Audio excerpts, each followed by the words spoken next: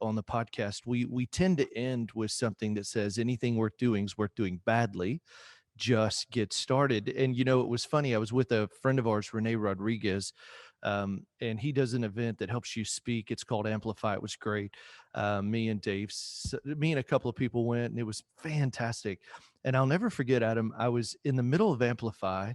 Here I am. It's all about presentation. So it's just about how do you get clear in your message, clear in your voice, know how to be direct, deliver it well.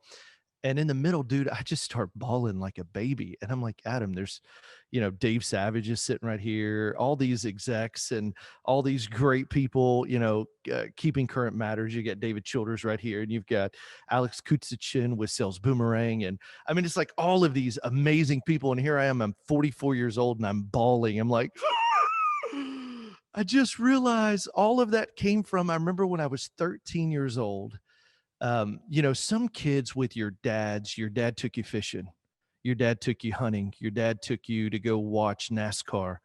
My dad came from, we were never poor.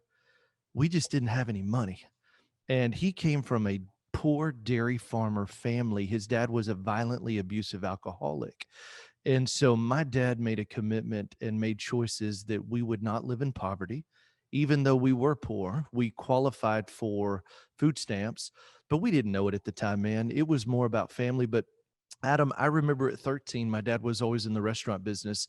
And for those of you who know the restaurant business, man, it was, you had one GM, a manager, they opened the shop at 10 a.m., they close it at 10 p.m. It wasn't like management today. Like when I went to go work for a restaurant, when I got in the business, I needed two jobs bivocational, and they had like six managers. Like they had a front of the house, back of the house, kitchen chef, and I'm like, holy crap, I came from the old school, one manager did it all, and that was my dad. And so if I ever wanted to spend time with dad, I had to go to the restaurant.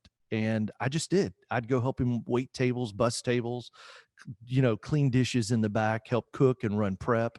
And I'll never forget as a kid, there are things that can be planted in your mind. I'll never forget it hearing him say, son, if you're going to do it, you need to just do it right. Adam, great soundbite, terrible amount of pressure. Imagine that. Son, if you're going to do anything, you need to do it. And it was in the haste of a Friday night business rush. And you know what? From then on, you know what would happen is you'd go to take initiative, and your first thought is what's your first thought? Yeah, am I doing it right? So a good comment or a comment intended to be good, like son, if you're going to do it right. And here's what's crazy, Adam. Up until my dad passed away less than a year ago, uh, I found myself telling Ethan that. I said, son, if you're going to do it, Bubba, do it right. And then I went through Renee's event Amplify, and I felt like God brought it to the forefront. And I'm like, oh my gosh, that's where that came from. It came from my dad.